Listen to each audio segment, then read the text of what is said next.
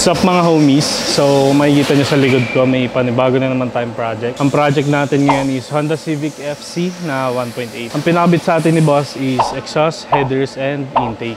Kasi yung lumang exhaust ni sir is medyo naiingayan na siya. So gusto niya medyo basic naman yung tunog. So kung makikita nyo dito, since naka pang SI body kit si boss, so kinabitan natin siya ng Akrapovic na tri-tip muffler.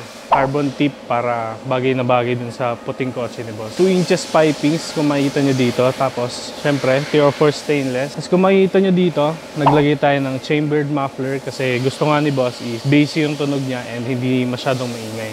Dito, kung makikita nyo, may mga laser cut flanges tayo dito para sakaling magka-damage or may need tayo i-repair, madali na lang natin siya babaklasin. And para maiwasan na rin natin na magkasingaw yung pinaka-exhaust niya. Tapos dito naman, naglagay tayo ng resonator dito para hindi nawalan ng hatak yung sasakyan. Kasi pag tinanggal natin itong resonator, iingay lang yung sasakyan pero mawala yung hatak niya. Tapos yan, kung makikita nyo dito, nagtanggal na rin tayo ng catalytic converter and naglagay tayo ng flexible pipe para naman yan. Ang purpose naman yan is sasaluhin niya lahat ng vibration na nagagaling sa makina natin para hindi magka-damage yung headers and yung pinaka-exhaust natin. So yan mga homies, pakinggan natin ang magiging tunog nito.